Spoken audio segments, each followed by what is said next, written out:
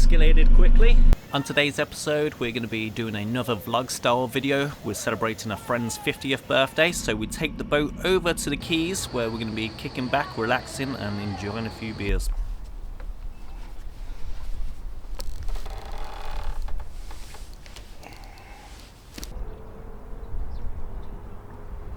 Hey folks, Scotty Nomad here, hope you are well and an extra special welcome back on board. So just enjoying a nice little sundowner, got my coffee on the go. But yeah, this episode today we're celebrating a 50th birthday, so we've gone over to the Whitewater Rapid Centre around the corner, which is great. If you watched my last episode, then you'll know that I'm kind of between gigs right now, so although I headed down there, I was kind of like side bench watching, because you know, just gotta kind of watch the treasure at the moment, but doesn't mean I was totally left out, because we took the boats over to the Keys, then we went out for a nice meal. Let me show you what that looked like. It was 20 quid and I put the fork there for scale. Although the food quality was very good, the portion wasn't so great. But yeah, we ended up going to live music and then back to the boats for a party, so we finished drinking at 4 o'clock in the morning, so yesterday I was basically dead. But today we're packing away, heading home, but yeah, let me show you what happened. Not too far from the Marina, you've got the Whitewater Rapid Centre, which looks a lot of fun. This is the starting point where you get to learn how to paddle and you get the instructor telling you how to do everything. To get onto the main rapids, you go up this long travelator. If you're a regular viewer, you might recognise a few of the characters on board because I've done a few boat tour videos. One with the Nauticat 33, one with a Bavaria 36, which is the birthday boys, and then my neighbour Mike, who owns Dion, which is a Sun Odyssey 45.2. Hopefully I can continue to make a few more boat tour videos because they're well received, but we're working with what we got. I was just looking at some information and you can only fit 6 people to a dinghy, which worked out pretty good actually. And it was £65 for 2 hours. That's March 2025. Once they went down a few rapids, had a little bit of a break in the midsection, and then they paddled back just to go and drown the birthday boy a little bit. I'm going to switch the sound back on, but this episode is time-stamped.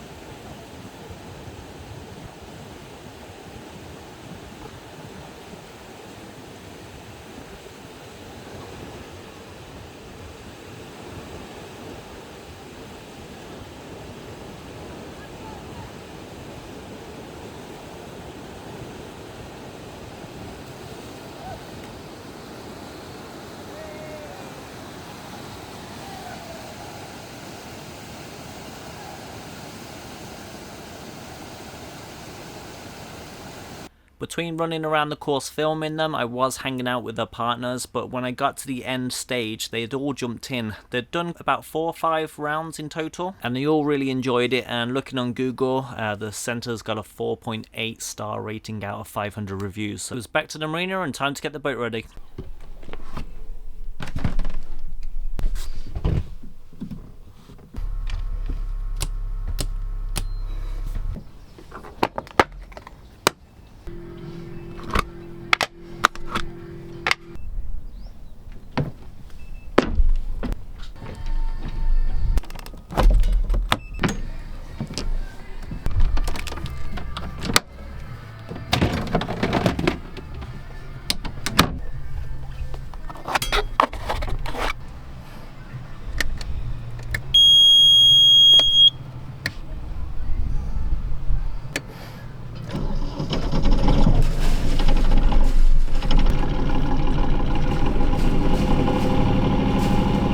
cast off single hand, I put the engine in forward with the helm away from the pontoon, and then that pins me to the pontoon, and I put the lines with a single loop around. This gives me plenty of time then just to simply unhook, walk around and throw the lines onto the boat. You can see the fenders are slightly compressed, and that's because the boat is being pinned over to there. I do unhook the electricity before starting the engine. I do have an episode, I think I called it along the lines of trying not to crash. Once all the lines, with the exception of the back left one, I take the engine off the power. So it's in neutral right now, and then I just pull the boat a little bit to unhook the final line, and I jump back. I should have straightened up the steering wheel, but I did forget. That's why the fenders got a bit compressed as I was casting off. I was being blown on just a tiny little bit too. One of the advantages of having a twin helm is it gives you a lot better visibility, so you can really see what you're doing, and it's comfortable when you're heeling over. The only control panel I have for the throttle is on the starboard side, and it's near my right knee, which is why I keep crouching down. Once I made it to the pivot point, I crouched down and gave it a big burst just to kick the end around, and then just have a little bit of momentum. Apparently if you're not bored, it's because you're going too fast. The previous day I bumped into my starboard side neighbour, which usually has his boat the other way around, and I spoke to him, so he's actually agreed to have the boat the way around it is now, which gives me a lot more space to use getting in and out. And getting out, I can turn a little bit sooner, which works great because I'm not getting as close to the boat in front of me as I usually was. We're heading out for a 50th birthday party today. That's why we're on the boat. Another birthday. It's a good place to be.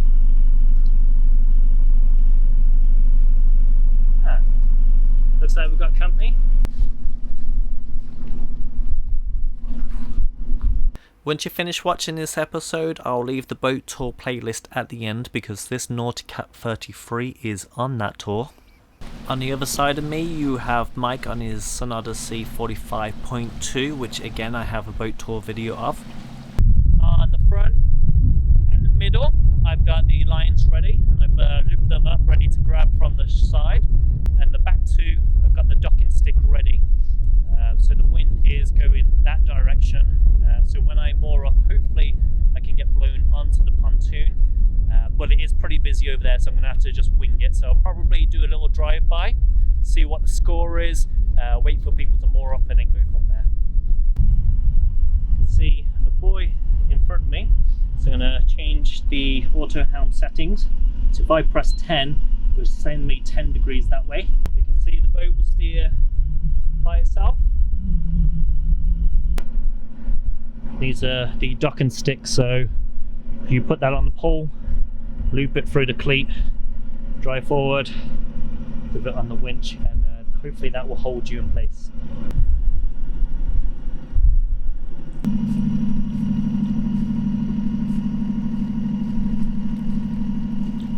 And this is Mermaid Quays. There's lots of bars and restaurants there where you can get live music, a lot of different cuisines. So if you wanted a curry, you can get a curry. If you want Chinese, you can get Chinese. They've even put in one of those Korean barbecues now where you cook your own meats. Behind there you have the Red Dragon Centre where you have the cinema and bowling. If you wanted to walk into Cardiff city centre, it would take you about 10-15 minutes to walk there. Mermaid Quays is great. It's where all of the other clubs and marinas kind of can congregate together, and during the summer we tend to have barbecues, and on New Year's Eve it tends to be people from the yacht club who put on the firework display. So it's not a council run thing or anything, they don't do anything, it's just private people bringing along their own displays. It's really nice to have the birthday boy and my boat neighbour on standby to help me out. I always take help over trying to struggle and do things by myself, and my docking stick did fail. It's actually got a split in it. I didn't realise it until it dropped into the water. Hello, I changed my mind. You had no reverse. How'd you reverse in then? Just took an educated guess.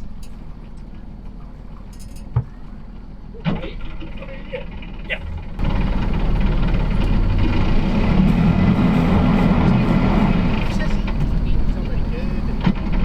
It's because it's true. I'm not even going anywhere.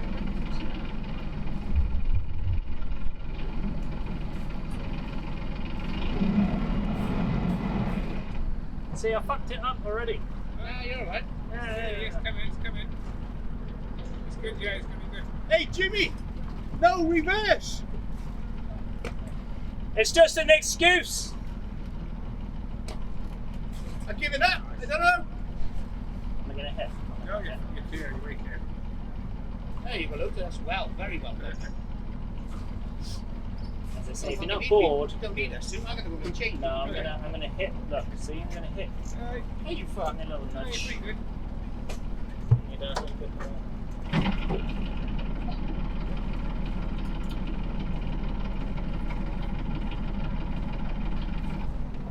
See, I told you I'm not very good. Very good.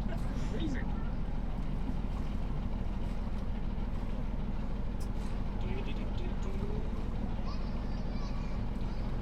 I definitely thought I was going to be blown off a bit. I thought I was going to be blown off a bit, you know. Yeah.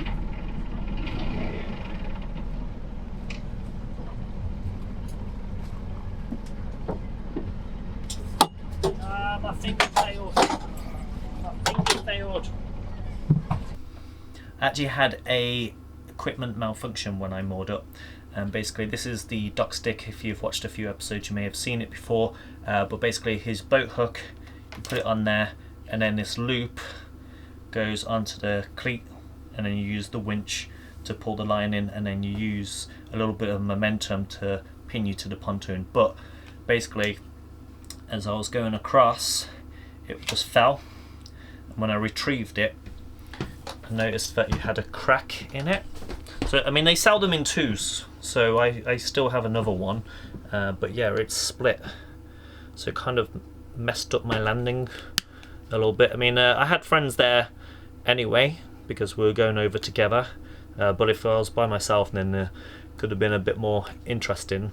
The 11 of us met up on the pontoons and we headed to the restaurant together. Now we'd been to this particular restaurant a couple of times before for the Christmas meals and things, and it was really nice. This time however the portions seemed to have really shrunk compared to the others. Mine was one of the most generous sized portions. On the upside it did leave room for this beautiful cake. It was as delicious as it looks good. If I can find the Instagram of the person who made the cake then I'll put it in the description. After the meal we headed out to live music and a few more beers, and then we ended up going back to the birthday boy's boat. This is actually my boat because I don't really like filming people and then putting them on the internet without their permission. When I'm out I like to enjoy the people around me, that's why I don't take any videos either. The following day it was time to cast off in the late afternoon. I needed to turn the bar light off, but my lines were all on a single loop ready to throw off, so I was checking them out, which ones under load and which ones aren't. So the ones not under load I'll throw off first. I managed to get a hand in the end, tying off the lines, which I'll always take over just trying to struggle and do things by myself. So yeah, thank you very much for helping me out. But yeah, we're on our way now. Had to stick around to wait for Mike. So Mike is my neighbour. I did a boat tour video with him because he's having problems getting his engine in to click into reverse. So he's gone first. Hopefully it'll moor up, no problem. But yeah, we've got a few people on standby at the pontoon to help out, and then he's next to me, so he'll help me out. So good stuff. As I got back to the marina, I was a little bit confused by the guys waiting on the side of the pontoon, and Mike wasn't in sight until, as if by magic, he appeared in the distance. The previous day he had problems with his engine and it not going into reverse, so we did have a look over before we left and everything seemed to be working just fine, but as he got to the pontoon it wasn't clicking into reverse, so he ended up having to go all the way down to do a loop to come back up on himself. He usually reverses in because he's got a boat behind him on the hammerhead, so he's got more control of what he can actually see. There's no brakes on the boat, there's forward, neutral and reverse, so you use the reverse gear to slow you down. And if you go too slow you lose steerage because you need water flowing past the rudder in order for it to take effect. And if you want to turn quickly you need to give it a quick burst and then take you off the throttle. And when you go from forward to reverse there's actually a little bit of a delay before the boat starts responding. It was a bit awkward showing up at the same time because they're obviously focusing on helping out Mike who's having engine problems. However, there was no wind for me, so I could loiter around in the fairway a little bit. If there was wind going across the boat then it would be pushing me in that direction. It doesn't take a lot of momentum for the weather to have an effect. For example, if I just lean on the boat I can push it off with one hand very easily. Nervously, I watched as there was nothing I could do other than wish them luck. You'll be glad to know that between the people on the pontoon, Mike's helming capabilities and his crew member, he managed to get on the pontoon safely, which is just as good because I'm running out of fairway here. I'm heading towards a dead end. To stay in control of the boat, I still need to have the boat under a little bit of speed, which is why I'm still gliding forward. But you'll be glad to know he moored up and I shoved it into reverse and it was my turn to get in. My berth is quite tight, as you can see the boat's on the front. This is a wide angle lens, giving the illusion of a little bit more space than that actually is, just like the GoPro that's stuck on at the front, which will be switched over shortly. I know that slow is pro, and if you're not bored, you're going too fast. However, I wasn't going in quick enough, which meant I lost control of the boat near the end because I wasn't going quick enough, so basically I lost steerage and the momentum to go backwards. This meant that I kind of overshot it a little bit because the boat kept swinging forward to the left, as you see here. So now I should be in line with that yellow boat. However, you'll see that I kind of overshoot it a little bit. I mean, it's not a problem. I'm in the fairway. The boat's safe. There's fenders either side. And I know for next time to maybe just have a little bit more speed on. It was time to tie up and then go back to bed for a little bit of a well-deserved siesta. For dinner is firecracker fish with potatoes with honey and cream cheese and a side salad. Let me know if you want to have the recipes, so I'll incorporate them into the videos. And following on from last time, I did manage to find butane gas £35 for the bottle, which is a lot better than the $47.99 from the local garage. But I'm going to wrap it up now. Thanks for watching. Thanks for being fans. Thank you if you did like the video, and let me know what you want to see.